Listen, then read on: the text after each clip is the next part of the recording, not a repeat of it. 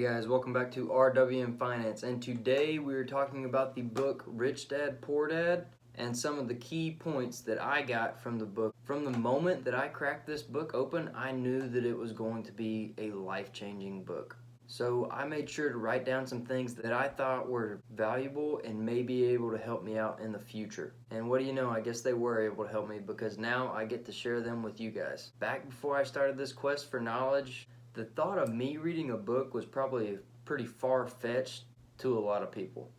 But reading it and writing down notes from it was an even crazier thought. I'm telling you, that is how good this book is. You'll pick it up and start it and you will not be able to put it down.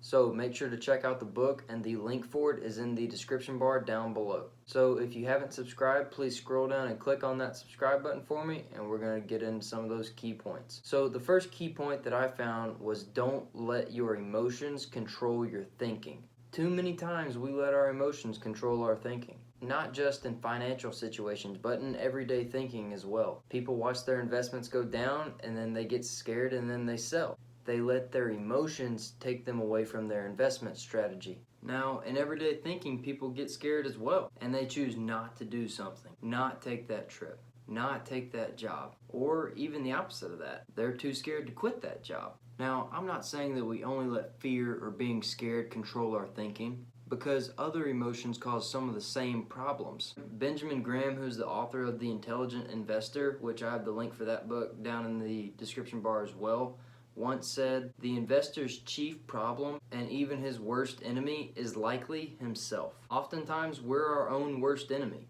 Don't be. Get out of your own way. So the next key point is to invest in assets before liabilities. I've mentioned this before probably quite a few times in some prior videos, but this is where I get it from. Do you know why you should invest in assets before liabilities? And if you've watched some of my prior videos, I know that you probably heard why you should, but I'll just tell you the answer anyways. Because assets put money into your pocket while liabilities take it out. So here's some assets that Robert Kiyosaki, who is the author of Rich Dad Poor Dad, mentioned that he liked to invest in. Businesses that don't require his presence. Basically what that means is that he wants to be like a silent partner. He doesn't want to have to show up to work every day and run that business. Some other assets are stocks and bonds and income generating real estate, like rent houses, condos, and apartment complexes. And lastly, he likes to invest in notes or IOUs. When investing in real estate, he suggests REITs, which I've discussed in a prior video, which is a real estate investment trust, apartments, or buying land, building buildings on them, and leasing them out. Another key point from the book Rich Dad Poor Dad that I got was to mind your own business. Your business is your asset columns. Don't worry about what other people are doing. If they're going out and spending money every weekend, you stay in and work your tail off to get your asset column to produce more income for you. That is the secret of becoming financially free. Now, here's another key point that I thought was really interesting. Robert suggests to own a corporation to protect your assets with. Now, a corporation is taxed differently than, say, like you or me. We are taxed up front before we even get our paychecks.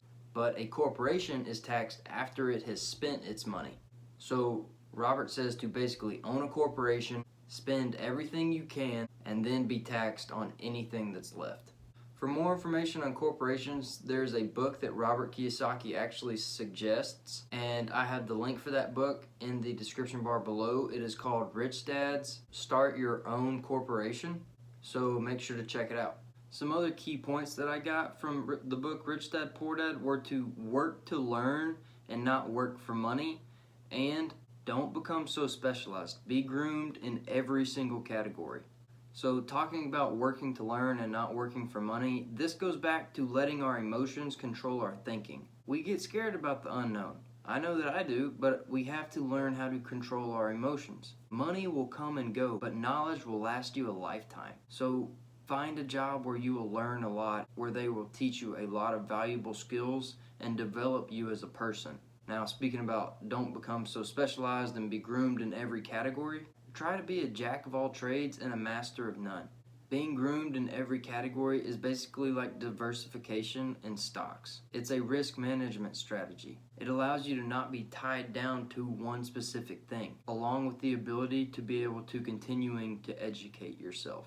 Now, here's another key point that I got. Robert suggests trying to invest in tax line certificates instead of CDs, which are certificates of deposits. In order for you to be able to invest in tax line certificates, you will need to consult your county tax office. Robert suggests this because he has experienced much greater returns with tax line certificates compared to CDs. Here's another key point that I got. And I wrote this key point down a lot, so I really think that Robert wanted to engrave this into us. When investing in real estate, find a good property manager. This key is to alleviate some headaches. Hire a good one to help with fixing things like toilets or anything else that needs fixing. Okay, so we've got two more key points that I'd like to talk about, so we're going to talk about the first one real quick. The first one is when finding a broker, interview them and ask how much property or investments they own.